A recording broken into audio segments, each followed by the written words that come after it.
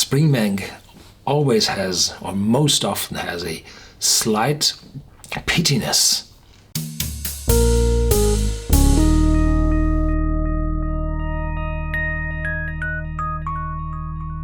Welcome to Whisky.com, where fine spirits meet. My name is Horst Lüning, and I'm the master taster of Whisky.com. And today we have quite a rare bottle here on my cask. It's a Springbank, 17 years, vintage 1997 until 2015. It has an ABV of 52.3% ABV. And, well, it was matured in sherry wood.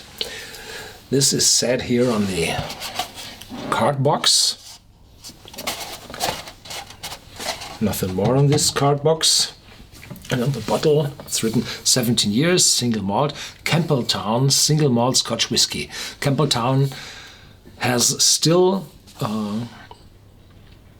kept their region, their individual region inside Scotland. It's the peninsula of Kintyre, Mall of Kintyre, and there in the southern part, in the most southern part, is I think it's the capital of the peninsula, Campbeltown. Once in a century ago, they had, well, over 30 distilleries in Campbeltown, and today there's still only 3 left. Yeah, Springbank single malt whiskey is free of artificial coloring. Also, it is not chill filtered. This will cause a slightly natural haze to form when it's cold, but this will disappear when the temperature returns to normal. Cask type, fresh and refill sherry butts and hogsheads. Fresh sherry casks bring deep, dark color and fruitiness, sometimes sweetness as well. There are some sherries on the market, those dry Fino sherries, which are not that oxidized. They will not bring that dark color. Refilled sherry butts, well, then the color of the sherry is gone, and then the whiskey still extracts the color from the wood. And hogsheads, which are smaller casks, the sherry butts typically have 500 liters, and the hogsheads, half of that, 250. Hogsheads are manufactured from different wood types, or were used before from different content. Well, there might be sherry in those hogsheads. It might be just other liquids or ex-bourbon staves used for building the hogsheads. So typically a hogshead stands for a reused casks with a less influence from the fluid which was before in that cask, and a more influence of the wood type. And there are 2 wood types, as I stated before quite often. There's the European oak, which is meant by sherry wood, and the American oak, which is nowadays very often used for sherry maturation because it's much cheaper and, it's not so intense. It does not bring that bitterness into a sherry, and it's more compatible to the masses of consumers. So, and here we have a mixture of the fresh sherry butts, refill sherry butts, and hogsheads. And if you look at this 17 years, it's a dark whiskey, but not too dark. So there's a significant amount of refill casks as well as hogsheads in this whiskey.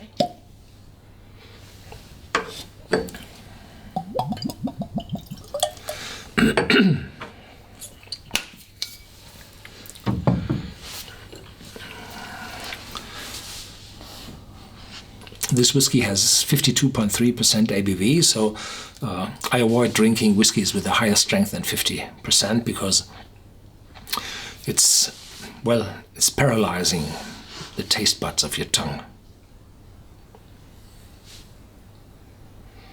if it's too strong.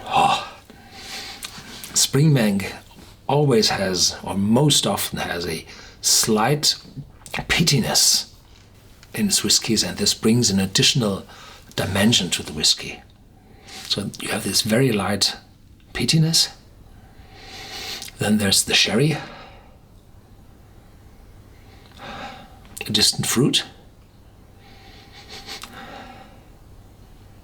some Christmas cake, quite dark, and some oranges appearing in the back.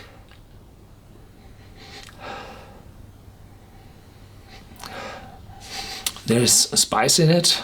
I can't tell which spice. It's a spicy mixture. And a very, very little sweetness. So let's reduce the whiskey a little bit below 50. This should be enough. I thought about not diluting this whiskey because the alcohol is that good bound into all those aromas that it might not disturb my nose, but probably my tongue. So I have to dilute because I have still another whiskey to taste today. More fruitiness and oranges, yes. A little honey coming up. The sweetness develops into honey. And this Christmas cake still there. The peatiness is in the back, very much in the back. Hardly to notice.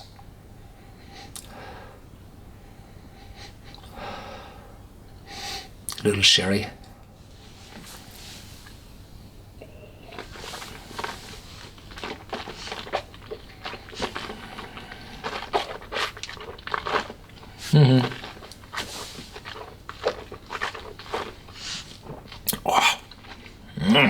Spiciness.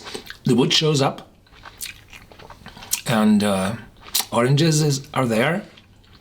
A little bit of bitterness, like a espresso, distant espresso, going over into perhaps licorice, little marzipan, and sherry around it, but not dominant. The sherry is quite in the back. Still oranges. Yeah, this one.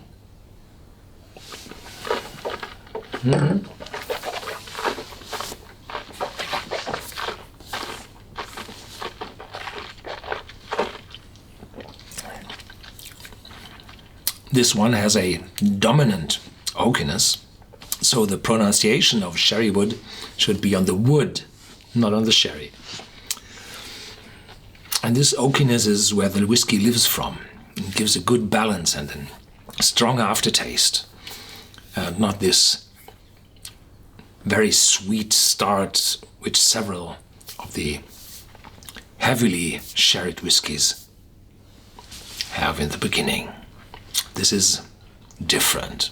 And it's quite complex because you have the very light peatiness, you have the sherry fruitiness, and you have the oakiness in the back. So this whiskey has a lot of it, and I'm afraid it's a collector's item, and there had been a lot of stress for all those collectors running after these bottles.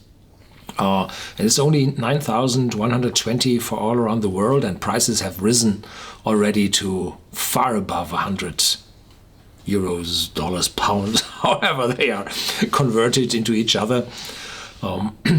And extreme prices will be seen on eBay at 200, 250. This is a rare item. Thank you very much for watching. Stay tuned, there's more to come, and feel free to give your comments in our whiskey database.